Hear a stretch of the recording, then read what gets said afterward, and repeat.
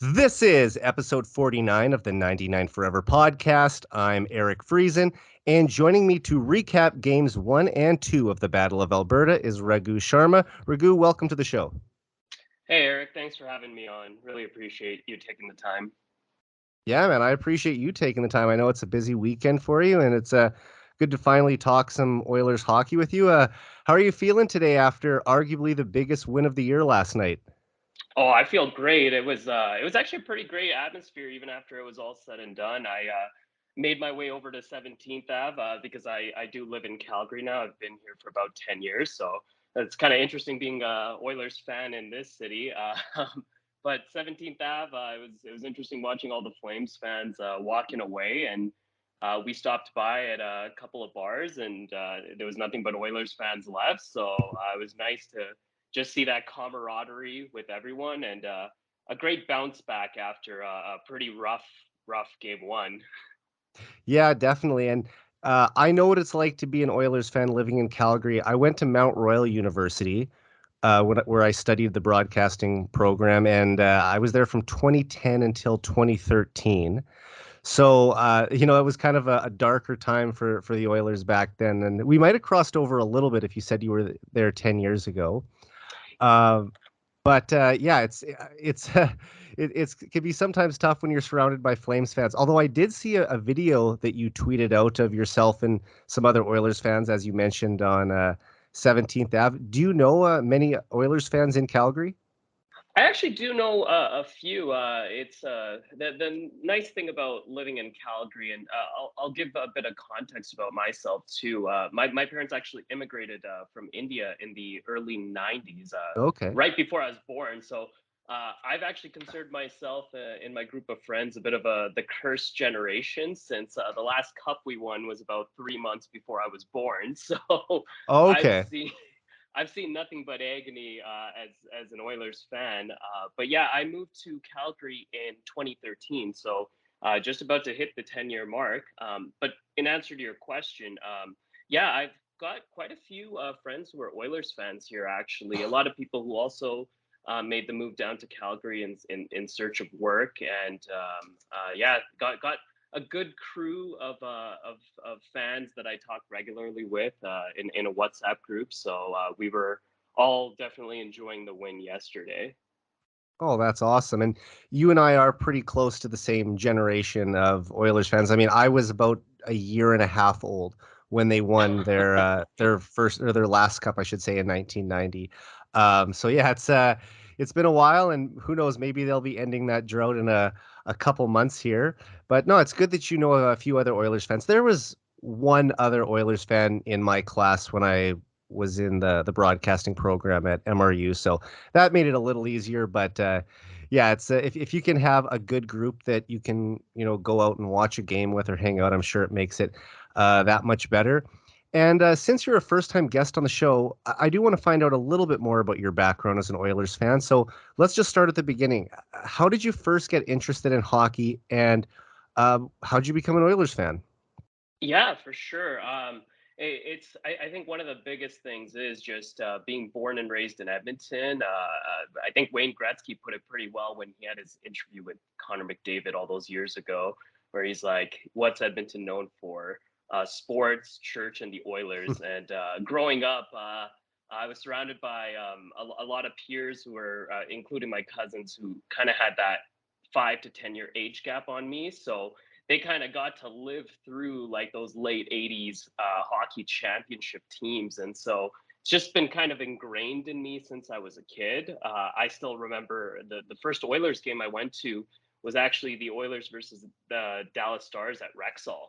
Okay. And that was back in 2004, I think. I remember the game well because it was just the first time I'd ever been there. I went there with my dad, and we were sitting in the lower bowl of Rexall, and just the atmosphere and the fan base. And we ended up losing that game 4-3 in overtime, but Mm. just it's kind of that vibrancy has been there forever. And as mentioned, because I came from parents of immigrants who worked really hard, didn't get to get those opportunities as much to go to games growing up. So I definitely enjoyed them whenever they came. And then 2005, 2006, I was a 15-year-old kid at that time, so I just remember every day was kind of going to high school and just getting prepared for like what was to come and kind of the trade acquisitions we made at that time, getting Chris Pronger the year Hmm. before, getting Dwayne Rollison at the deadline, and going all the way to Game 7 and the heartbreak of that. So and then obviously the decade of darkness that followed. So yeah, it was a rough time being an Oilers fan, but I think Oilers fans are strong people. We love our team and we support them through all those times. Oh, absolutely. And that '06 run really was a magical time to be an Oilers fan. I mean, you said yourself you were 50 and I was 17. Just probably the perfect age to enjoy a cup run like that, especially after so many years of mediocrity. And the Oilers would scratch and claw year after year just to maybe get into the playoffs and have to play a team like the Dallas Stars or the Colorado Avalanche in the first round, and more often than not lose that series to an eventual Stanley Cup winner or contender. So to have a team that you could finally think had a chance to go on a deep run and contend themselves, that it was just something that I hadn't seen up until that point, and I mean haven't seen since. But let's hope that now that we are in the primes of Connor McDavid and Leon Draisaitl, that one of these years that is going to change, and we'll get to see our team back in the final. I was going to ask you about your first game at Rexall, although you already did kind of allude to that. Who were some of your favorite players, though, when you were growing up? Oh, that's a great question. I think the heart and soul of the team for me was always Ryan Smith. Love Hmm. Smitty. Just I honestly feel like that's what Zach Hyman feels like to me right now. And um, Absolutely. I think that all the time too. I mean, they're not exactly clones of each other, but there's enough similarities between the two that make them fan favorites in Edmonton. oh, for sure. One of the other ones I loved was Alex Hemsky. Yeah. Just the sniping ability that he had. But to be honest, like I think one thing I've always loved about our players through the decades is just I feel like we're a very blue collar team. We've got a lot more skill now, but like the grinded out players like the Fernando Pisanis, the Sean Horkovs, Ethan Morrow, Mike Pekka, Sergei Samsonov, Jared Stoll, just to name a few. Just like these players and even Doug Wade as like I think he's the first captain I ever remember playing with Ryan Smith and Bill Yeah, Guerin. in the late Um, 90s, early 2000s for sure. Exactly. So definitely have all of those. The first jersey I can tell you I got was a Jordan Eberle jersey, Oh, which nice. was really loved him too. And I think one of the things me and I think a lot of other Oilers fans always think about is just kind of the panic button that gets pushed after a run, kind of like our run in 2017 where fairly or unfairly Eberle kind of saw the door kind of right after that. But yeah, there's I think there's been a lot of great players that have come through and worn that the Oilers blue and orange, and just excited with the crop that we have right now.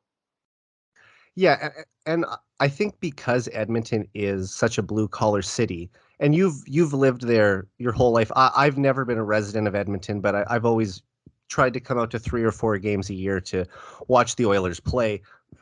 It really is a city that loves its players that work hard and battle hard and compete. And when you have a guy like Ryan Smith who took a puck to the teeth and Hmm. lost several teeth from a clearing attempt from Chris Pronger in the 2006 playoffs, missed about 2 shifts and came back out there. The dedication of that guy to get back as quick as he could to help his team. Those are the kind of players that Edmontonians really love and that Oiler fans love because they never quit. They continue to battle. They continue to work. And I think that the city sees it itself in a lot of those players. And of course, the city of Edmonton's been blessed with so many superstars over the years too. I mean, there were 7 Hall of Famers on the 1980s Oilers dynasty. And I mean, there's one iconic picture. I think it was at the 1985 NHL All-Star game where there were, I believe, like 9 players, and a couple coaches from the Oilers that were there. It really was an all-star team in itself. And um, the current group has some incredible players too. It's not top to bottom the type of talent that they had back in the 80s, and we'll never see a team anywhere in the league that'll be as deep as that group was. But it's so special to have those guys that we have now in McDavid and Draisaitl. And going back to Smith and Hemsky for a minute, I mean, once again, we're mirroring each other here because those were, two of my childhood heroes. And I have their home and away jerseys, both of them Nice. from the 2006 Stanley Cup playoff run with the '06 Cup patch. And yeah, Smitty was my ultimate hero. Actually, my favorite broadcasting opportunity of my career was when I was working at the TV station in Lloydminster, and I had an assignment to interview him at a junior A game. And just getting to meet my childhood hero was incredible enough, but getting to interview him on TV was an even better experience. And if you haven't met him, he's as nice of a guy as you could ever hope to meet, which just makes you love the guy even more. And the last thing I'll say is you mentioned Eberle, another one of my favorite players. I can remember, speaking of you being in Calgary, when he scored his first NHL goal, which I'm sure you remember, which was Yeah. also against the Flames in October of 2010. Uh, I was going home to Saskatoon for Thanksgiving that weekend, and I was sitting at Chili's in the Calgary airport waiting for my flight when that goal was scored. And I was clearly the only Oilers fan in the establishment because I jumped off my seat and cheered when he toe dragged and went backhand top shelf for his first Oh, NHL goal. The rest of the people around me didn't seem as excited about it, but definitely an iconic first goal, that's for sure. yeah, Um, and especially to do it against our rival, it just makes it that much more sweet. yeah, exactly. So that I mean that's a memory that comes to mind as one of the best Oilers goals of the last 15 years. I just want to ask you, what is your favorite memory of watching the Oilers play live? And I know you were at Game 7 last week, so I imagine that might be your top pick.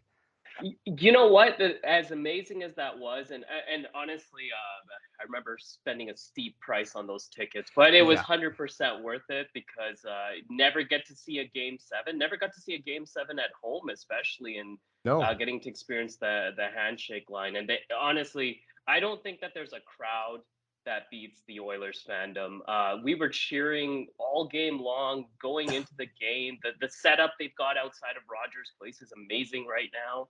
And you just feel it. You could feel the Kings were on their heels that whole game. Yeah.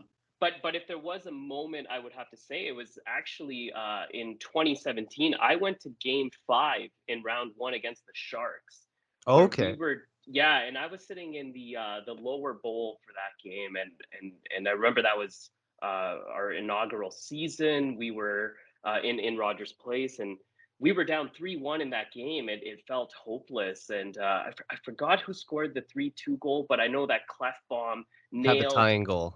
had the Yeah. tying goal, the slap shot from the blue line with like a couple minutes to go in the third. And that overtime pass, that sauce by Draisaitl to Desharnais, and Desharnais roofs it backhand. I think that's probably the best memory I had because after that, like you just knew we were going to win that series and move on to face the Ducks.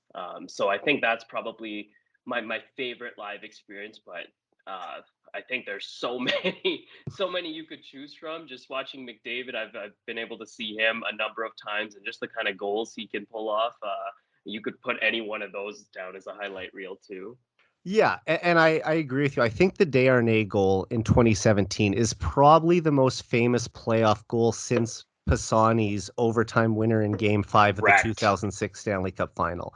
So we haven't seen one that tops that yet. Maybe we will still this year in the playoffs, but uh, when he came to Edmonton, He had a bit of an all right start. I remember him scoring a goal or two early on, and then he went kind of quiet for a while. But Hmm. then scoring that one goal in the playoffs. I mean, here we are 5 years later. He hasn't played for the team since 2017, and we still talk about this guy. I mean, that's how you can become a legend in oil country and how much this city and this fan base loves the team is that if you score one big goal, you'll be remembered forever. I kind of had the same thought when the Oilers traded for Derek Brassard at the deadline Yes. this year. Now, I know he hasn't been a regular in the lineup as of late, but I thought if that guy can have his Desharnais moment and score a big goal because of all his playoff experience, then it'll all be worth the trade. And I think they only gave up like a fourth or fifth round pick for him. I can't remember off the top of Correct. my head. It was definitely a lower pick. It's interesting that you bring that up because I think this is a great transition to even just the Ken Holland of it all. Hmm. I think he's kind of had a bit of a shaky tenure. There was a couple decisions made in just this past off season, and I know there were some like personal reasons, like we lost Larson to Yeah. Seattle, but I know that was family related reasons. That was tough to see him go. But I think his acquisition of CC, I was definitely one of the people who was on board with CC based on what I saw him do in Pittsburgh last year during the And a lot of playoffs. people weren't. That was a move that was questioned a lot because, Hmm. the book on him was that he wasn't that great defensively. And here he has been, arguably one of the Oilers' best defensive defensemen all season while still contributing, a decent amount of points. I 100% agree. Like I think I would argue he probably has been our best defender outside of maybe Bouchard, who's put up what like 43 points with only like 7 points on the power play. Like what he's done, and honestly, I think he's been robbed of Caldernom only for a technicality of playing Yeah. what the 10 game mark last year. But what he's done. I think the acquisition of Kulak was amazing. I really like that acquisition again when it happened at the deadline. I'm glad to see that one pan out. But I was going to say I do agree. I hope Derek Brassard does get that moment. I was one of the people who was really on the Nick Paul train, and Okay. I was listening to Bob Stauffer's show I think a couple days ago, and Hmm. he was saying that there was some rumors that we were in talks to get him. Obviously, went to Tampa. And I think that led to kind of the backup option with Broussard. But I agree. If we've got kind of depth down the roster, if these kind of players can step in and play that big role when it matters, I think that's huge. Like we already Yeah. kind of saw it with some defensive play in Game 6 and 7 of the last series. Just people stepping up when you need them to, with people like Russell. So Yeah, 100%. I mean, you never know when someone's going to have a big game. And of course, CC scored that huge goal, the yep, series winning goal against the game that you were at, as a matter of fact. And I do want yep, to just get a thought on you on that game before we move on. I mean, sure. I went to game one, and it was an incredible experience to be there for a playoff game. There was one gaffe that happened with about 5 minutes to go that ended up costing them the game, but I don't want to let that one mistake ruin my experience. I have a Mhm. lot of pictures and videos and memories from that night. I was directly right above McDavid when he came down the right wing and scored that goal late in the first period. So that's a goal I'll always remember. I just want to get a thought from you on that experience. Seeing a game seven live, the first one in Edmonton in 32 years, the first series that the Oilers had clinched on home ice since beating the San Jose Sharks in 2006 in the second round. Just tell me about the game overall. Just you're what are you going to remember the most from that night?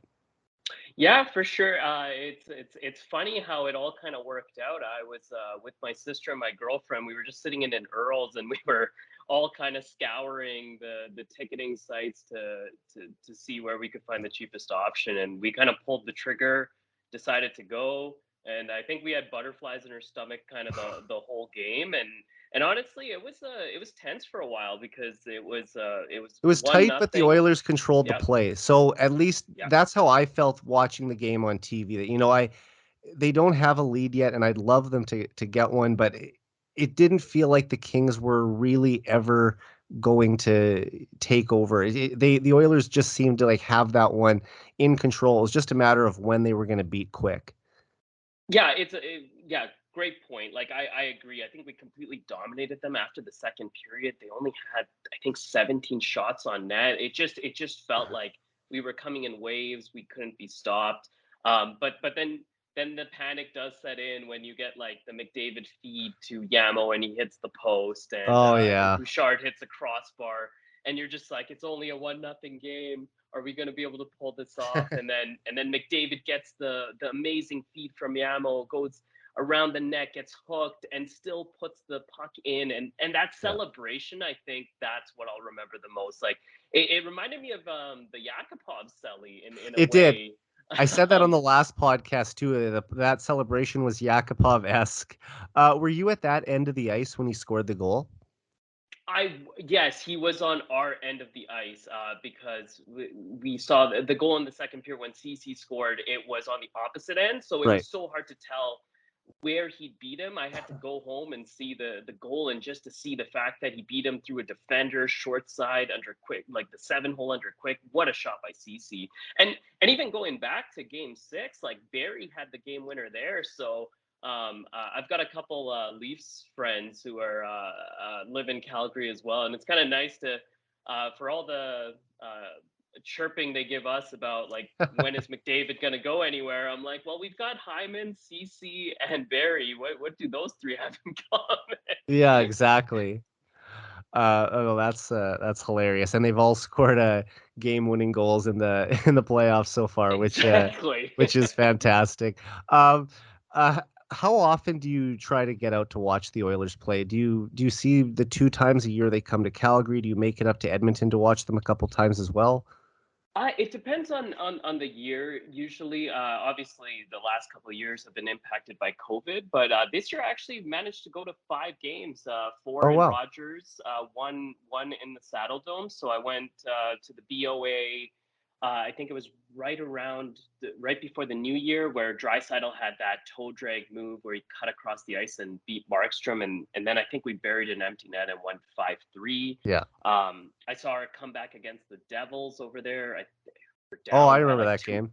Yeah, and then we came back and won 6-3 in that amazing third period. Yeah. But I think the biggest statement game outside of the game 7 I saw there was when we played Vegas, because Vegas was on the brink, and Was it the you four could nothing game? the 4-0 game. I Yeah. was at that game, and there was a lot of Vegas fans. I was actually pretty impressed. They made the trek from Vegas. There was a couple sitting behind us where the husband and wife were on opposite sides, and Okay. just that game. I think Logan Thompson was in net for Vegas. Yeah, they had both their goalies hurt, and he was stepping up.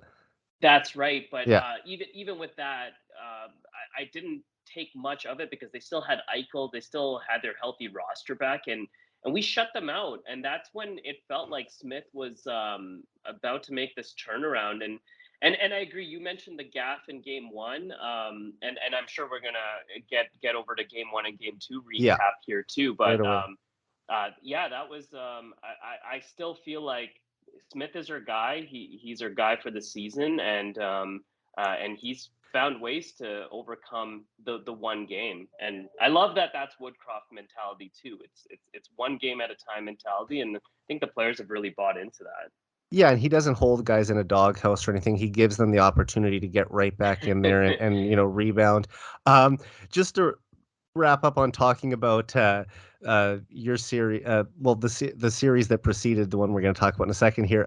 You mentioned to me that you are going to Dallas for work next week. I'm just wondering, were you hoping that the Stars would beat the Flames in the first round so that you could watch the Oilers while you were there, or was it simply because you just wanted the Flames to lose? Definitely a combination of both. I think there's always that nice ribbing if you can see your team advance. There would have been a lot of storylines there. We would have been Canada's team. Yeah. We would have heard those storylines. I did think what I think when it came to the competition level with, and this factors a lot, like with Draisaitl's injury, with Nurse's potential core muscle injury right now.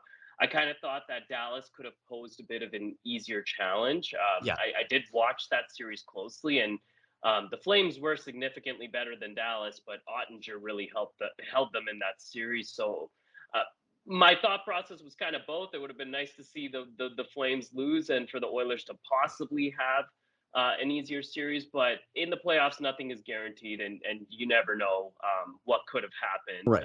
in an alternate universe. So, And um, Jake Ottinger was playing out of this world too, but amazing. I do think the Oilers would have given him a better series than the Flames attackers did. And as well, I was kind of hoping for some redemption against the Stars because the Oilers and Stars met each other in the playoffs 6 out of 7 years between Yes, 1997 and 2003, and the Oilers only got the best of them once. So I wanted, it's been 19 years, and I wanted them to have a chance to get one back on those Stars, even though the players that were involved in those series are long gone. Just being for able sure. to beat that team that gave me so many headaches as a kid. Because honestly, when I was 10 years old, 12 years old, pick an age. Like I mean, I hated the Stars more than I Same. hated the Flames. The Flames were really irrelevant at that time, and the rivalry didn't mean much to me because the Oilers, at least were in the playoffs, even if they were a seventh or eighth seed, while the Flames were still near the bottom of the West. But Dallas was the team we were running into in the first round constantly. So that's why I felt they were the Oilers' biggest rival. It wasn't until later on, probably post lockout, that I would say that rivalry really intensified because the Flames had gone to the final in '04. Coming out of Hmm. the lockout, the Oilers had made the final in '06. And then they, at least for 1 year, were both playoff teams. And it looked like they were actually going to meet in the second round until the Ducks upset the Flames in the first round that year. So Correct. it's kind of a rivalry I thought we were going to see back then, but 16 years later, we're getting it in the playoffs now. And I think that's a good time for us to transition over. By the way, thank you also for sharing all those stories. It's great to always learn about a new Oilers fan. And we'll recap game one of the Battle of Alberta now. And the Oilers couldn't have had a worse start to the series. The Flames struck twice, 51 seconds in, and they were ahead 5-1 by the second period. But the Oilers erased two four-goal deficits to tie the game 6-6 early in the third period before the Flames responded with three more unanswered goals to secure a 9-6 win and a 1-0 series lead. Raghu, poor starts have been, one of this team's biggest issues all season, and game one against their provincial rivals was another example of that. What went wrong for the Oilers to put themselves in that deep of a hole early on? Yeah, it's a great question. It's funny. In the pre games over the last couple days setting up that series, they sounded very calm, cool, and collected. We're trying to write off the series as much as they could, saying we know it's a BOA, but it shouldn't. That shouldn't factor into the ultimate goal of winning 4 games. But it seemed like they came out with their sticks held tight. And I think just some of those goals, like yeah, 3 goals in the first 6 minutes, as you mentioned, and what Lindholm, the goal off the very first shot, kind of a weird Yeah, bouncer, but one I feel that's a like killer. Smith should have had. Yeah, and it's kind of like you got 2 goals in under a minute, and like what half the team has shifted onto the ice, maybe less. And you're At also that point, igniting an already, revved up crowd and just giving them yes. all the momentum and putting you back on your heels. And then you let in a second one. So now we're not even a minute into the game and we're already trailing by two. I mean, it's just, you can't do that. And we'll get into talking about the next game as well. But it just it starts like that have plagued this team all year. And I'm glad that they've been able to have so many come from behind victories that were able to get Hmm. them into the playoffs. But yeah, it's just that's a trend that we started to see corrected a little more in the second half of the season, but it's starting to rear its ugly head in the playoffs again. Yeah, no, it's a good point because if you think about the 9 games we've played so far, I would argue that only game 6 and 7 are ones where we've kind of come out like a desperate team. And sometimes it's funny how, regardless of the roster, the Oilers' mentality always seems to play better when they're under pressure. And I don't know why that is because we definitely have all the talent in the world. But yeah, in game one, it just seemed like they came out with their sticks held tight. Give it to them. They as you said overcame 2 4 goal deficits. But all in all, like we didn't really deserve to be in that game. I think we were outshot by like 20. High danger chances were also like more than double, I believe. Yeah. And and our special teams really killed us too. Like our power play one hasn't looked good in this series so far. Even we'll kind of talk about that even in game two, Hmm. but it's nice to see that the Oilers finally have a power play too, and I think that's partly the impact of Woodcroft. We haven't really talked much about the season, but I almost think of the season in thirds almost, because we had the great 16-5 start, then we had that brutal 2-13-2, and then we wrapped it up with an amazing finish. And you can see a lot of the tendencies of just fighting back to the neutral zone and all those kind of things with our centers kind of came in when Woodcroft and Manson brought in a lot of those systems. But as you Yeah. mentioned, 2 out of 9 games so far where we haven't started off strong. I'm really hoping we turn that around in the next 2 home games we got here. Yeah, it's puzzling why this team continues to, not be ready for off the jump, and that they get it, the other team takes it to them so hard early on, and then they have to kind of just fight their way back. It would be nice to play with the lead a little more often. Hmm. And I just, you could tell, like, they weren't ready right from the drop of the puck. Mike Smith on the first goal was playing far too deep in his crease. Hmm. I'm not sure why he didn't come out to challenge the shooter more on that one, and then it went right through the arm. Yeah. It was just a rough outing for him. He was obviously pulled after allowing 3 goals on only 10 shots, and I think there was just a lot of sloppiness in the defensive zone and a lot of self-inflicted wounds, as well as some unlucky bounces. Like, I'm thinking of the Draisaitl trying to make a pass up the middle of the ice. It hits his own teammate's skate, bounces back into the zone, and gives Kachuk a breakaway, which he unfortunately Hmm. scores on. But those are the kind of things that you have to avoid. Like, a little pass up the wall instead of putting it up the middle where it can Correct. easily get picked off, especially in a 1-goal game. And Draisaitl's such a good passer that you expect him, almost 10 out of 10 times to complete it. But you get a bad break like that sometimes where a teammate was in the way of your intended target, and it just, it hits a skate, and it just went to the worst guy at the worst possible time, and it ends up in the back of your net. But the Yeah, other thing it's is, a. oh no, Oh, sorry, go sorry. ahead. Oh no, I was just going to say, I think that's a really great point you just raised there, because you think about the same thing that happened in game one of the last round, where you look at that play more closely, and the pass Smith is making is because of the call up that Dry is asking for, and it's a good hand eye coordination that drops that puck.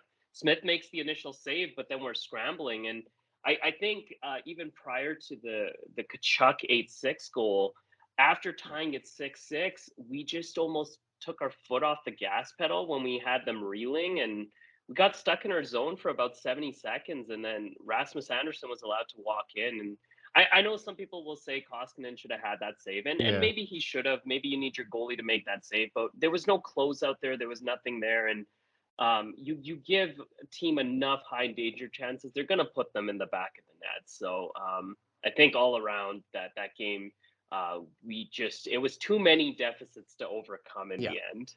We did talk about, I mean, some of the bad bounces, but honestly, when you're playing sharp, detail-oriented hockey, you seem to have better luck.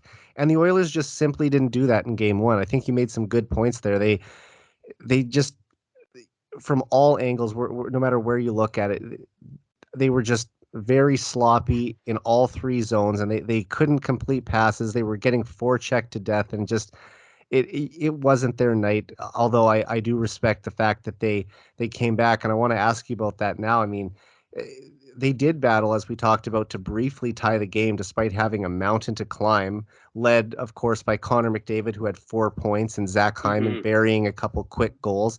And even though they ended up surrendering the lead with just a minute and 28 seconds later on the goal you just talked about, what can you say about the resiliency of the Oilers in game one after that brutal start? Well, I think that was the biggest takeaway for me personally. Just for a game we played so poorly and executed so poorly on, the fact that we had that will to come back, and honestly, like Connor McDavid is playing out of this world right now. Like 20 Hmm. points in 9 games is unheard of numbers that I think is just not getting talked about enough. But I think some of the takeaways we can take is that battle level, that resiliency to be able to come back, to not give up. I think in the past I would have seen Oilers teams just kind of accept that defeat, and they did not do that. I think another big sign was just that Markstrom just hasn't looked sharp. I think in the last 3 games, including the 5-9 loss that I saw earlier in the year, that was the last BOA before this series. He's surrendered 16 goals in 3 games, and plus 2 more that got called out, that got called off in game 2. So you're Well, if you looking remember, he Edmonton. wasn't that great last season. I mean, that last year was his first year in Hmm. Calgary, and the Oilers won 6 out of the 10 times they played last season. Obviously, because of the Canadian division, they were playing more than usual. Hmm. And McDavid has really owned the Flames throughout his career. He's always put up great numbers against them, but Markstrom in particular was one goalie that he was lighting up consistently last year. I believe he had 2 hat-tricks against him. I mean, Yeah. this is the best player in the world going up against a goalie on a new team. And I'll give Markstrom credit. He's had a much better second year in Calgary, and obviously as a Vezina nominee, but he has not looked good in this series so far. Yeah, I would even argue that in the first round too, and it could be, it's tough to be a goalie. I'll never claim to know the fundamentals of being No, a me neither. goalie. But even in the Dallas series, like Ottinger stole the show because Yeah. of the shot volume, but I would argue he wasn't that great in that series either. I get that maybe you're only facing a couple shots every 5-6 minutes, so it forces you to run through these hot cold cycles, but The Stars he. didn't have the offensive weapons to test him enough. Like he's getting uh, a lot more pressure put on him from the Oilers forwards than the Correct. Stars were. And I think they've exposed something here. In game 2, where we're going to get to it, but Kane had that shot that he went for the glove, and the glove's been exposed many, many Oh, times in the playoffs so far. I was saying that last night watching the game, and honestly, we've heard so much about Mikko Koskinen having a weak glove hand, and I'm not going to say that Markstrom is a bad goalie by any means, but I mean that is an area that they've identified is a weakness right now, and they're shooting there at every opportunity when they get a chance, and I mean it's worked for them so far. I want to ask you a question, actually. Hmm. So when all, like, obviously we didn't get Markstrom, and obviously chose Calgary. Yeah. But were you that disappointed that we didn't get him? Like I'm disappointed in the fact that we haven't found a true goalie for this team, and hopefully Skinner turns out to be the goalie that we're all hoping he's going to be, given that he hasn't had much time to try out so far. But I've seen Markstrom get exposed on the glove a lot, even when he was on Vancouver. So those were my concerns about him. He is a good goalie. He's a big goalie, but what we're exposing about him is the fears I even had around that time when he was rumored to even be our goalie. Yeah. I mean, I was a little disappointed because I thought that this could be the franchise goalie that the Oilers Hmm. need and lock that up. It did seem a little confusing that he picked Calgary over Edmonton. I mean, directly or indirectly, whatever you want to say, it's him believing that the Flames have a better chance to win because I think the Oilers actually offered more money. They So did. the fact that he took less to go there shows that he was more confident in what they're building than what the Oilers are building. So I think it maybe was a little bit more of a slap in the face than anything, and that might have added to the frustration of not getting him. And then Smith was an afterthought at that point because of his disappointing one start against the Blackhawks in the 2020 playoffs, but it Correct. seemed like they were ready to roll with Mikko Koskinen as the backup and try and find a starter.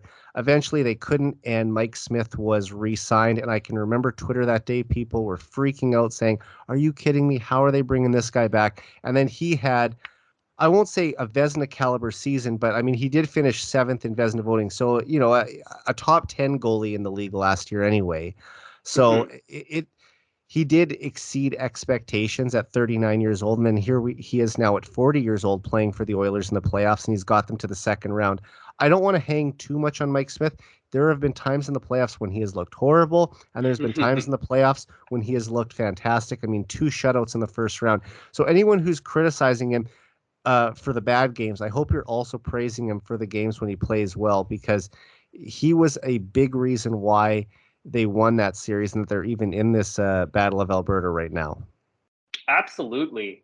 Yeah, like if we transition to game 2 here, Um, Well, I have a I couple more things I want to ask oh you about sure, game yeah, one yeah. before we go on, but uh, just to finish up on the failed comeback.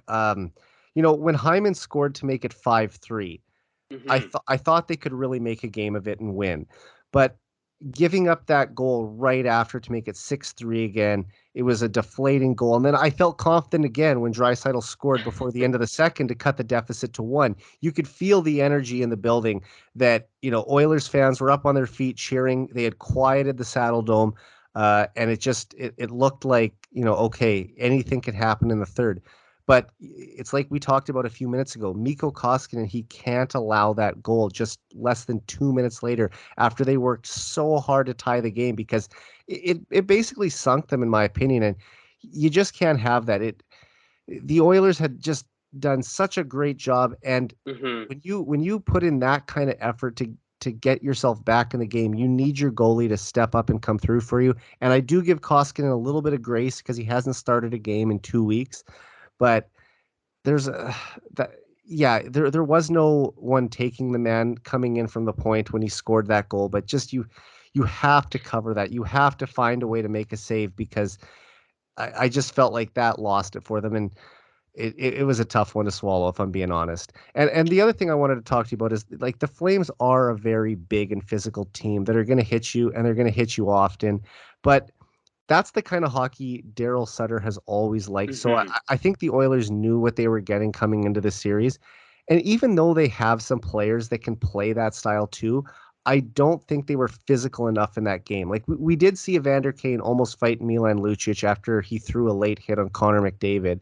Yeah. But and I mean, it was good to see Kane answer the moment, but I just think that they need more from their rugged players. They have to do a better job of making their presence felt physically in this series. What do you think about that? No, I completely agree, and I think and it- I think one of the most fascinating things is about choosing when to take that battle into account. Like, I think the late hit on McDavid was a penalty. It was crazy. I had some Flames friends who were telling me like that's a perfectly fair hit. I don't know how you call that a fair hit when you're getting It hit was from after the behind, but whistle. okay. Yeah, it Yeah. was after the whistle. It was from behind. But I think at that point it was a good point for Kane to step in, and I think it was really the refs who kind of stepped in to prevent that fight from happening because Kane was Right. ready to go. But I think the bigger point was actually when we got that power play, and I think it was Shillington who took that penalty, and then Yeah, I didn't you know that yeah. rule either about, allowing whoever they want to come out of the box. And of course, it was Kachuk that came out first and then scored. Like, it couldn't have worked out worse for the Oilers in that scenario. Exactly, and I think see that's one of those moments where you could tell that Kachuk was initially just trying to get a retaliation penalty, which is what he tends to do. But I thought that was a point where Kane should not have kind of stepped in because regardless of who came out of the box first there, Kane being off when there was a power play there, that's more of a loss for us because it's not like Chucky plays the penalty kill, so it almost kind of was a double negative in that sense. Not only did we surrender the goal, but Kane was forced to sit in the box, and then I think you saw Shillington like laughing after that goal because Yeah, he was they kind of knew. chuckling. Although I'm glad the Oilers got one laugh back on him. I was thinking that Yeah, last night too. I was thinking that last night too. Exactly. But yeah, I agree. I think the physicality is not really the Oilers' strong suit when it comes to No. how they need to play in this series. I think what they need more, and I think they showed it more, is their toughness, Yeah. their ability to take the hit and keep the play going. That's the Oilers we know that can win this series. When they get involved in the after the whistle stuff, who is it really helping? I think Landeskog in the Blues and Avs series said that himself. He's like, we're at a time of the year where what does the scrums after the whistle really get you? Unless The, maybe you're down by a lot in that game. And at that point, that was a tight game. So yeah. I think we played a bit into the Flames' hands by getting caught up in the Battle of Alberta hype. If I'm being honest. Oh, for sure. And at the same time, though, I still think that there are guys who can have more of an impact and Hmm. and can contribute more. no, they don't have to contribute on the score sheet, but they can, you know, make a big hit. They can, you know, do something to spark the team that way. Like I think we have to give Darnell Nurse a bit of a pass here because he's Yes. reportedly dealing with a core muscle injury that might require surgery in the offseason, so that's a little concerning. And it's probably limiting his ability to engage in the rough stuff as much as he normally does.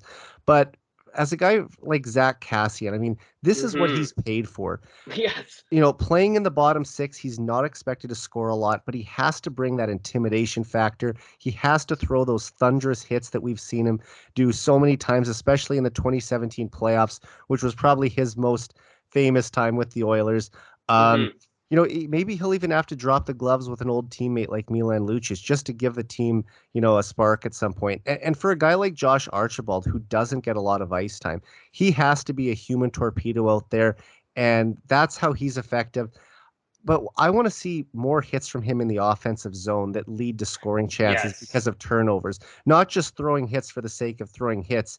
And just collectively as a group, I felt the Oilers, there was a lack of a willingness to compete hard for pucks in the corners and along the boards. And you know, the Oilers might be able to outskill a team in the regular season, but there Hmm. has to be a greater level of commitment to all facets of the game to win in the playoffs, especially against a well-coached team and a team as good as Calgary.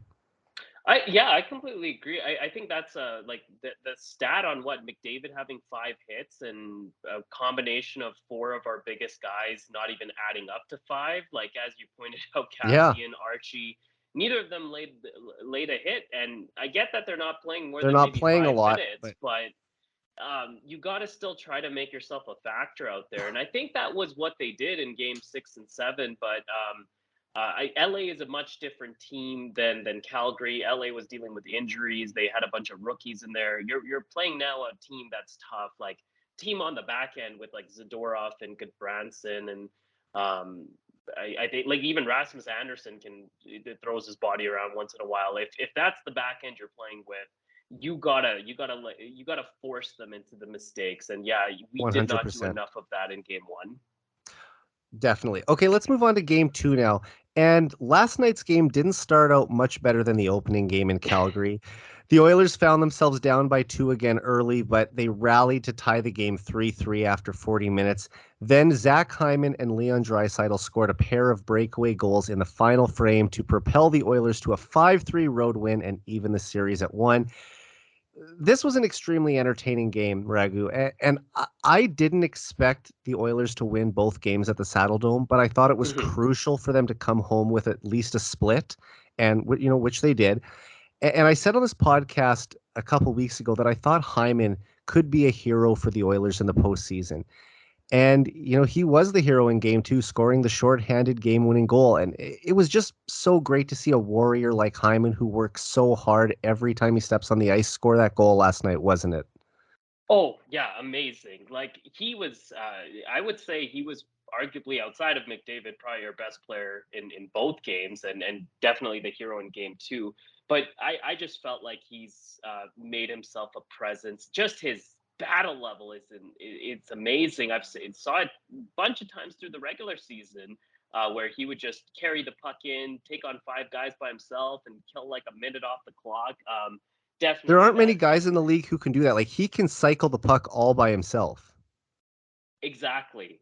Just his ability to keep pucks alive, body people off.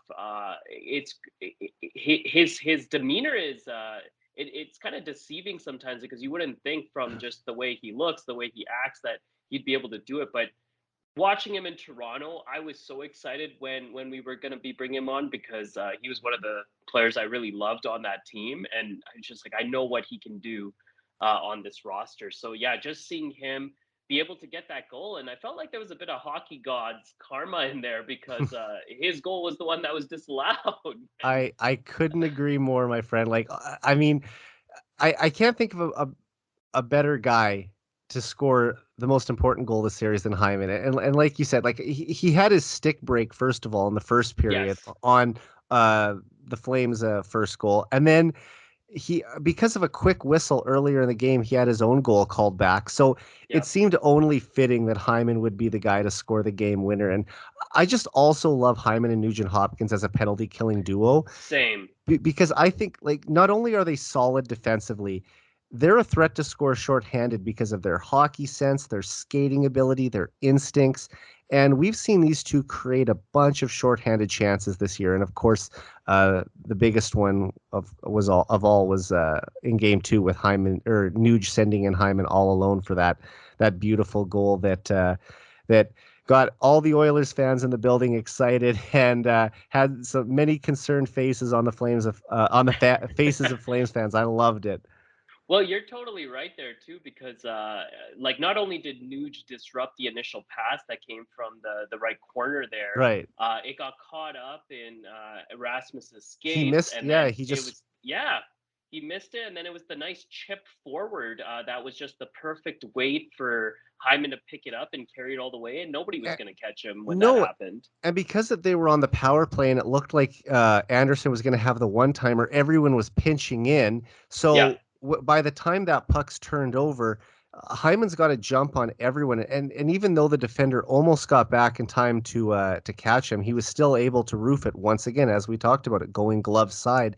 And I believe the ref actually had his hand up. There was a penalty for hooking the hands on that call, but of course it was negated by the Oilers scoring. Just the perfect guy to score that goal. And then just a few minutes later, another Yeah. breakaway. Leon Draisaitl with the insurance marker. We know he's playing with an injured ankle right now. He didn't look like himself in game one, despite still being a factor in scoring a goal in the game. You can tell he wasn't at 100%. But here he is tonight having another big game, 3 points, and that goal that really sealed the deal. Yeah, and what a pass, right, by Mike Smith to get it Hmm. out of the zone there. I was actually kind of surprised Zadorov wasn't able to keep that in, but that's the break sometimes, right? And even with Draisaitl having a high ankle sprain or whatever they're specifically calling it, when he's got the wheels to just kind of skate through, no one's catching him either. And I No. loved I think it's quite interesting how the two different goals happened because Hyman beat Markstrom over the glove side, but Draisaitl went over the blocker side, and I think that was just a great read too because it looked like Markstrom was ready for the glove shot, and based on his reaction, so that was just a smart shot by probably what is it the second best player in the league right after Yeah. McDavid. So yeah, that was amazing. And then the game wasn't over there, as you know. Like they managed to get uh, kind of a hunky dory call, which was another thing I wanted to comment on. Yeah. Just the refs in this specific game. I don't know what your specific thoughts were Uh, on that. I mean, they're calling a few more penalties than we saw last year or the year before, but I mean, Hmm. I see Flames fans on Twitter saying that McDavid is complaining for calls or he gets too many calls. I don't know what game they're watching because for every call he gets, there's about four that are missed. So it's never going to be everything. There's always going to be missed calls, and you just hope that they maybe get even half of them. I'd probably settle for a quarter of them, to be honest. Um, and you know what I was going to say before I forget, the funny thing about the assist by Smith is that it wasn't even his nicest assist of the season. Correct. Yes, the cross ice pass or the straight down the overtime pass to McDavid is the greatest pass I think Oh, I've ever seen a goalie that's lay a out. that's a season highlight in San Jose in overtime. McDavid he put it right on his tape at center ice. You couldn't have asked for a better pass from Mike Smith. It's like he's done it 100 times at practice or something. Well, and I think that's one of the biggest reasons why he sustained for as long as he has. Because of First his of puck all, moving ability. He can yeah, his kill a puck. forecheck on his own just by the way he's able to track down, stop a puck behind the net, be another option for the defenseman. And look, the odd time it does end up in the back of your net. We talked Yeah, about the yeah. incident in game one. He made a mistake there and it cost his team the game. But for all of those times when it ends up in your net, more often than not, he makes a good play with it. And of course, had the primary assist on the insurance marker tonight, or last night. So it works out too. I completely agree, and I think it's part of the reason he sustained so long as a goaltender. Right. His communication with his D is there, and I think it also just helps us without getting stuck in the zone as much as we do. Having a goalie that can make that kind of play, especially I think it's a big factor that's needed against the Flames because you see their defense activates a lot. So if Mike Smith can get to that puck and he can read the play well enough, you could get the transition offense there to get that odd man rush to potentially get a goal. And I think that's something the Flames even have to be more cognizant of, just knowing that Smith is in the net. Oh, 100%. All right, we have to talk about Connor McDavid now. He was brilliant once again, picked up a goal and an assist in the victory. We almost expect him to get 2 or 3 points a game now. Raghu, what can you say about the amazing performance McDavid had in Game 2? Oh, it's just jaw dropping. Like I've been watching him for what 7 years now, Yeah. and it's just he just gets better every year. His pace to get to 100 points is faster every year. It's just uh, at some points I don't even think he's human. But like the goal he scored yesterday after the previous goal was disallowed, which again, it's kind of an iffy call. I'll give it to the refs there because he did kind of go through the crease, but we've seen other goaltender interference calls go the other way, so you don't even know what's going to happen. But to immediately come back after the deflation of a missed goal and then a goaltender interference goal to score the goal that he did, he just froze Markstrom the way he moved the hands, and he even bodied someone up, got the puck back to Keith, and then just drifted through the crease to score that goal. And he just does it with such ease. He's too good for this league, and it's amazing that we are lucky enough to have him on our team. Yeah, I mean, what can you say about Connor McDavid? We're running out of ways to describe his greatness. Uh, yeah, that was his eighth multi-point game of the playoffs Yeah, last night. The only game so far that he doesn't have multiple points was when they were shut was the out in shutout. LA for nothing. But just he finds a way to be brilliant every night. It's just the simple things that he does. I mean, we all know that he, can dangle with the puck and can blow by defensemen and just, drive hard to the net for, these amazing end-to-end goals. But, I think about the goal he scored last night after the disallowed Draisaitl goal. What does he do? He comes right back about 40 seconds later and picks up a pass from Draisaitl, uh, makes a pass back to the point, gets open. Duncan Keith gets it down to him, and once he's one-on-one with the goaltender, Markstrom had no chance. He just dekes him out and makes it look so simple. But it's the way that he's able to just spin off a defender, and because Yeah. his first step is so quick, it's almost like if the defenseman gets too close to him, that's when they're really in trouble because he's just going to make that quick spin move, and he's just going to make a beeline right to the net. I remember on the Yamamoto goal in Game 1, he was up Hmm. against the boards. It was just off a face-off. Connor picks up the puck along the wall and just like a straight side angle towards the net. And I think it was almost an intentional shot pass. Like he put it in a good Off the spot off the pads. Yeah. pad that bounced right onto Yamamoto's tape, and he just had to finish it. It was, so textbook for him. It's those kind of plays. And like I said, he's always going to have these otherworldly performances where he's going to score highlight reel goals. I mean, his top 10 goals this year could be, more than most players in their entire career. So it's phenomenal what he's able to do night after night. And we're so lucky to have him at Edmonton. And he's the reason why I still believe the Oilers are going to win this series.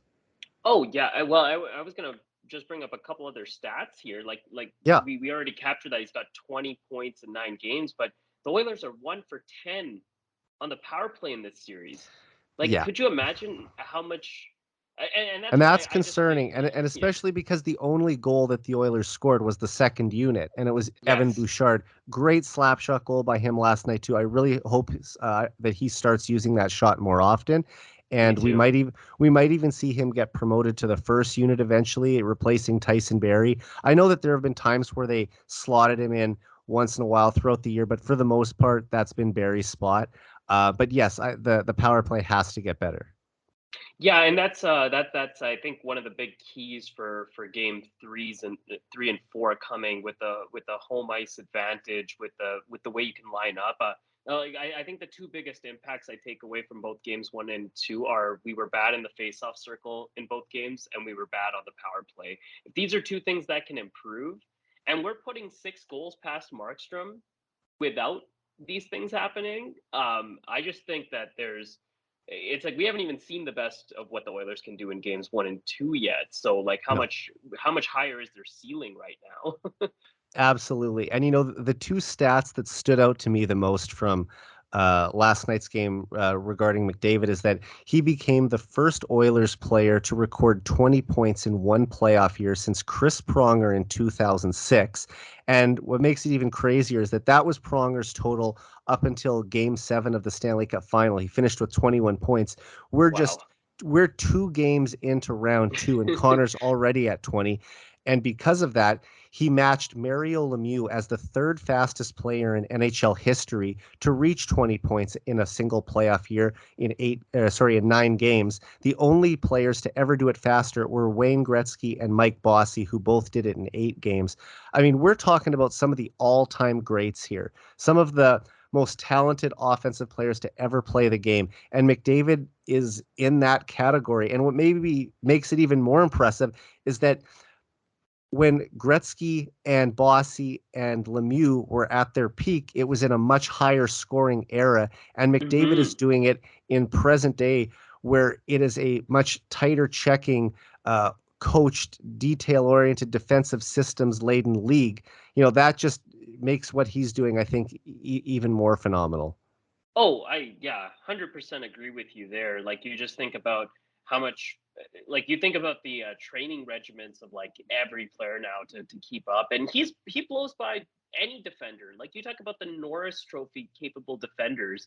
I think Kale McCarr is the only one I've seen do a spin move the way that McDavid does. But he's blown by Hedman. He did it earlier this year when we did our trip down to Florida and played Tampa, Florida, and then followed it up by Yeah. the Carolina game. And he blew right by Victor Hedman. He's blown by Roman Yossi. Like it's just what defenders need to be able to do to match him is Well, insane right he now. he So makes the best defenseman in the league look ordinary. And yes. it seems ridiculous that there was anyone, let alone many people this season, who were debating, is Austin Matthews better than Connor McDavid? No one is better than Connor McDavid. He is so far ahead of every other player in the league. I would even still argue that Leon Draisaitl is better than Austin Matthews. And I know Leafs fans won't like to hear that, but I mean, Draisaitl has outscored Matthews every year that they've both been in the league together. Correct. So we can just start there and debate beyond that. But when it comes to Connor McDavid, he's on another level than everyone else.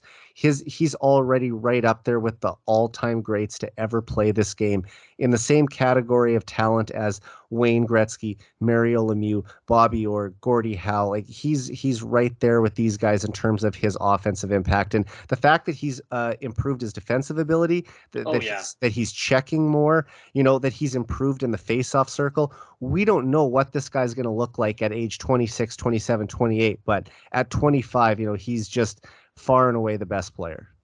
Oh, yes, I agree. And as you mentioned, like just his ability to increase the hitting capability, like what it takes to win. Mhm. I think he's learned some of those hard lessons over just what the past few years have been like the heartbreak in 17 and then just 2 years of not advancing against Chicago and getting swept by Winnipeg. Like he knows, and I think the big thing is knowing even how to draw calls now is so important, and the kind of things he's He doing on the ice. He's got this fire that I haven't seen before, and it's that's crazy to say because we've seen Connor McDavid do well, insane things it's an prior to internal here. So drive to win. Like he yeah. just has this burning desire inside of him to win, and he hates to lose. I've heard him say in interviews how and I mean all athletes hate to lose, but I think that he's just this ultra competitive beast. I think he has a little bit of Michael Jordan in him. And I'm not saying Yeah. that they're exactly the same, but in terms of like dominating their sport and their desire to win, I think that, there are similarities there.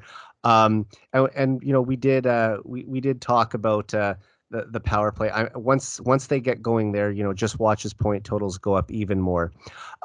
Since Jay Woodcroft became head coach in February, the Oilers have rarely had back-to-back poor efforts. So I Hmm. fully expected that they were going to bounce back and have a better showing in game two. Did you expect the Oilers would win last night after, a very poor defensive game in game one?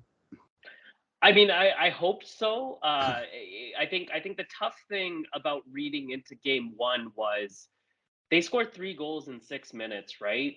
If those goals don't go in, it seems like a different game because the Oilers definitely woke up a Oh, bit yeah. more in game one as well. So I think game two showed, and it was tough to be down 2-0, even Right. even in game two because I thought we came out playing a lot better. Like you said, the Hyman stick break, and then kind of a poor read off of the face-off win with the shot. Just is kind of an awkward play all around, and then unfortunately, like the ref blowing the whistle, like there was just a lot that was going wrong, and then a power play failing at the start of the second period leads to a power play for the Flames, and then you're down 3-1. It does seem a bit like the cards are stacked against us. But again, credit this team and credit the systems Woodcroft has put in. Definitely. This team doesn't have a give up meter in it since that's taken over, and you've heard it from the players, and you see it in the demeanor of how they Well, approach each shift. Jay Woodcroft has even invented a word that he likes to use in his post-game pressers often. He calls it stick-to-itiveness. Yeah, it's stick to That they, itiveness. yeah, that they, they stick to the game plan and they don't get down on themselves. And I think in years past, we would see this team start to hang their head on the bench or, feel sorry for themselves if they, went down 2-0 early and they felt like, it's going to be a really tough hill to climb back, especially if the opponent really starts to clamp down offensively and not give up much. But this team doesn't have that. This current group of the Oilers believes that they can win every single game, no matter who they play against. We've seen them beat the Lightning this year. We've seen them beat the Panthers this year. We've seen them beat Hmm. the Avalanche this year. They go into every game expecting to win. And that doesn't change against their biggest rival, the Calgary Flames. I'm sure that they are still confident they're going to win this series. I'm sure they're confident they're going to win Game 3 at home on Sunday. And Hmm. just we watch this team. It looks like they're starting to mature compared to where they might have been in years past. And I just think they're showing a new level of confidence and composure. It was most apparent after the goal that was called back on Hyman. That Yeah. really could have been deflating for them, but they responded by coming right back and scoring after. And I think that just illustrates, where this team is at right now. Yeah, I completely agree. Yeah, and not one but 2 goals called back. So the level of effort to come back, stick with it, know they're in a battle with 3-3, and as we saw, the shorthanded goal by Hyman, and then 2 minutes and 22 seconds later, Draisaitl putting it in to close out the game. Yeah. Yeah, just amazing performance all around. I also think one of the biggest moves and great moves that Woodcroft made was going back to 12-6, and I think that was important because with Draisaitl's injury the way it is, playing the 11-7, if he's not really at 100%, it kind of does deplete your offensive ability. So I think Well, the insertion of Fogel was very big in this game, and I and really he has thought, to be a lot better too, because like I yeah, like Warren Fogle as a player. I think he does yeah, some good things. But he had a really rough first series against the he Kings. did, So, and I'm hoping that being out of the lineup for a couple games is a wake up call to him because this is his first year in Edmonton. He yeah, wants to make an impression. He had a bit of a slow start to the year, although he does have the ability to make a skilled play every once in a while. I can think of a few times this year where he pulled off a really impressive move that I might have not expected from him. Like he scored a nice backhand breakaway goal on the Vegas game that you talked about going to last month. And there was a really beautiful goal he scored against the Coyotes back in October. this guy does have some offensive chops. He might not be a 20-goal scorer in the league like Hmm. Oilers fans were hoping for when they traded Ethan Bear for him, but I think that he could be a 15-goal guy in the right situation. But just focusing on this series right now, he has to find a way to use his big body to, forecheck hard, cycle the puck, draw, wrap the puck around on the backhand and see if he can like get a goal mouth goal or have someone bang in a rebound. Just find a way to make yourself an impact player in the game in the limited minutes you're going to get. Yeah, I do agree with that. I think we saw that a bit in this game, especially with the Fogel McLeod Yamel line Hmm. closing out kind of those final few minutes. But he needs to keep making himself a presence, and that's the same that we were saying even with Cassian and Archibald. If they're Yeah, want to stay in this lineup, they need to play physical, and Cassian for sure should have that ability. I don't know why it hasn't really come in, and it could be because of just kind of these lopsided scores that are happening so far. But true. with the when he is on the ice, it just kind of feels like he's been a non-factor so far. I'm curious what your thoughts are. We did see Dylan Holloway Yeah. do yeah go through some warm-ups, and I think it was Daniel um, Nugent Bowman yesterday. he asked Jay about it after the game, and he's like, "You want to talk about players who took warm up after that?" I mean, here's the thing: Dylan Holloway was the Oilers' first round pick in 2020. Yeah. Philip Broberg was the Oilers' first round pick in 2019. Uh, they're both born in 2001. These guys are big parts of the future, but they're so young. We When I saw Philip Broberg play this year, he had some impressive moments where I said, Hmm. okay, you can see glimpses of what he could be down the road. I think he has the upside to be uh, a slightly better version of Oscar Clefbaum. As for I Dylan can totally Hall, see that. yeah, and as for Dylan Holloway, I think stylistically he's very similar to Taylor Hall. That's not saying that he's going to produce at the same level as Taylor Hall at the NHL level, but I think that they play a similar style of game.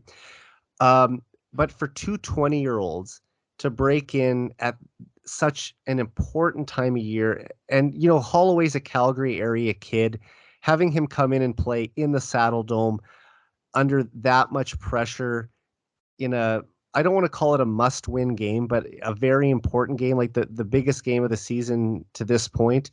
I think that would have been setting him up for failure. And even if he could contribute more than someone like Fogle or Archibald or Devon Shore right now, you want to find a good spot to get him into the lineup. Give him an opportunity to play soft minutes. Hmm. Play him with skilled players. Like I could see him being a great winger for Nuge on the third line next season. But as for this year, I see him just sort of sticking around, gaining some experience of being around a team that's in the playoffs. He's played half a year in the American League, coming up and being in the National Hockey League now, just taking in this whole playoff experience. I want him to think about that all summer during his training when he's seeing how hard these guys are working at the most important time of year. And when he shows up to training camp in September, I want to see him at his very best and force his way onto this roster so that he never plays a game in the AHL again, that he'll be a permanent member of the Edmonton Oilers and can help them win games next fall. Yeah, I think that's a great observation. It's interesting now that we know that we got the split, which is great because we've stolen home ice.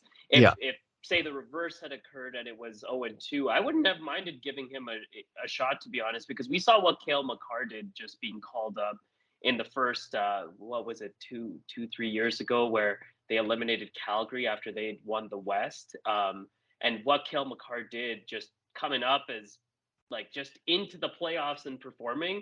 It was that kind of expectation, but those are lofty expectations to put on any rookie. So I definitely agree that this is that time where you need that experience to kind of shine through, and I think it is the people like the Broussards, the Fogels, the Archies, the Cassians that need to step up and show why they're on this team and fill in those minutes even if they're not substantial. I couldn't agree more. Before we wrap up, I want to just ask for a couple predictions for you. Who will win the series and in how many games? And do you think McDavid will reach 30 points before the end of this series? Oh, great questions. Going into this series, I thought the Oilers would take it in six. I'm still sticking by that. I think it's important that we take advantage of home ice now that we've got it. Yep. As far as McDavid getting 30 points, if it goes 6 games, so that's four more He's 10 games. points away. 10 points away in 4 games. Yeah, I think he can get to 30 points. At the rate And as he's well, scoring, I wouldn't bet yeah, against it, right? yeah, we're talking about two multi-point games in every game he's played. I could totally see it, especially if we wake up on the power play. So I'm gonna say yes to that answer. I mean, what makes it even more absurd is that last year there was only one 30-point scorer in the entire playoffs. The year before there was only two. And we're talking Mm-hmm. about Connor McDavid potentially getting to 30 before the conference final. And if the Oilers do win this series, and he even if he doesn't get to 30 points against the Flames, he'll hit it very early against likely the Avs in the Western Conference final. I mean, uh, I think only a couple players in NHL history have ever got over 40 points, and we're talking about McDavid joining that category. Like Wayne Gretzky has done it a couple Mm-hmm. times, and Malkin was close. I should know this off the top of my head if anyone else has done it, but like we're talking about one of the all-time great playoff years here that he could potentially have if they went all the way. Yeah, no, for sure. Actually, one other question I wanted to quickly ask you was, if everything works out well and we make it all the way, you're looking at the final four teams in the East. Would you want to see the '06 rematch? Having a chance to exercise some demons and get revenge 16 years later would be phenomenal. I don't know if they would be the ones like I it's funny enough I don't hate the Tampa Bay Lightning because when they beat the Calgary Flames in Yep. 2004, so I will always appreciate them for that. And also Corey Sarich, who was on that team, brought the Stanley Cup back to Saskatoon that summer. So I got to get my picture with it with my Oh, dad that's in amazing. August of 2014. Yeah. And what made it even better was my Bantam team won the city championship that year. So we both had our championship jackets and hats on with the Stanley Cup. So I'll always thank the Tampa Bay Lightning for that, as well as to a lesser extent knocking the Leafs out of the playoffs this year. But they would be a very tough match for us. You know what, beating the Carolina Hurricanes and getting that back on them would be a great feeling, I have to admit. But losing twice might be additionally Might be too much to devastating. Yeah, bear. exactly. No, that's a Oh, very good point. It's interesting you mentioned '04 because I don't think I mentioned, but just a few of my favorite players, the ones that just inspired me a lot growing up. One of them was Vincent Lecavalier, so that's why I really just grew to appreciate the Tampa Bay Lightning. And then they yeah. drafted players like Stamkos. But for me, some of the other players I just really loved growing up. I even wrote an elementary, I think it was a grade 6 article was or report was on Joe Sakic. He was one of Oh, my wow. favorite players growing up, and then the other one I think just because of like obviously I'm born and raised Canadian, but as Hmm. someone who does come from like the immigrant background, Paul Korea was also one of my Paul favorites Correa growing was up. one of my favorites as a kid too. I mean, the Mighty Ducks movies were really big for kids from our Yep. generation, and I kind of gravitated towards that team in the late 90s because of those movies. So yeah, Paul Correa and Timu Solani, I loved watching those guys. And I did pull up the stat here. I wanted to share this on the Yeah, podcast. for sure. So 40 points in one playoff year has only been achieved four times in history, three of them by Wayne Gretzky and one by Mario Lemieux. Gretzky had 47 points in 1985, which is the NHL record. I knew that. He also had 43 in 88 and 40 in 93. That one with the Kings. Mario Lemieux had 44 points in 91, leading the Penguins to their first cup. So Wayne went to the finals all three of the times he had 40 points and won the cup the two times he did it with the Oilers. Paul Coffey also the next most beyond those two. He had 37 points in 1984-85, which is still a record for defensemen. So I mean that's the kind of category that we're talking about McDavid being in. Like if the Oilers do reach the final, and I know that it would be very difficult to get by the Colorado Avalanche, Yeah. And the Oilers would be obviously the underdogs going into that series, but I think that if they did go the distance, he has a real shot of hitting 40 points this year. And he's in his absolute prime. So if he's going to do it, this next 5-year window is when it's most likely to happen. And I mean, we just see year after year the milestones that he sets. And I think that there's been so many great ones in the regular season, and I'd like to see a few more added in the playoffs. And to go along with all the trophies he's won in the regular season, I'd love to see a Conn Smythe trophy added to his trophy case as well. And with the way he's playing right now, he would be the front runner for that. Yeah, he definitely would be. And to be honest, a series against Colorado, I think it would be very high scoring as well. So you could definitely see the points being put up in that series. And then imagine a final against any of those four teams. Like they're all high scoring teams. Like the Panthers don't really play much defense. Tampa's the team that I I don't feel think the like Panthers are will going to play win now. most They're in too down 0 and deep of 2, a right? hole right now. Yeah. And the Oilers have really played the Lightning, or not the Lightning, the Avalanche as well as any team in the league this season. I mean, I agree. one win and 2 overtime losses, and those And games one could have gone shootout, either right? way. Uh, No, I believe that well, yeah. Oh, sorry. Well, yes, that is right. They lost the shootout in Edmonton, but I mean, I guess it gets technically registered as an OT loss. But you're right. They lost a shootout game in Edmonton. They lost an overtime game in Colorado, and then they won a regulation game in Edmonton. Oh yeah, that's right. Yeah, so So that's what I mean. Like we've one been zero and in 2. every one of those games. Yes, and I mean to do that against arguably the best team in the league, it shows you that they can take on anyone, they can handle anyone, and I'm hoping they're going to get past the Flames, and we'll get to see that series in the conference final. Well, Raghu, I want to thank you again so much for being on the podcast. It's been awesome talking to you. I hope you'll come back again and do this sometime. Yeah, for sure, Eric. If we make it through this series, I'd love to be back on. It'd be great to have a follow up discussion, kind of dissecting the series when all is said and done. Absolutely. So before we sign off, where can people find you on Twitter? You can find me at Raj Bauer on Twitter, and that's my handle.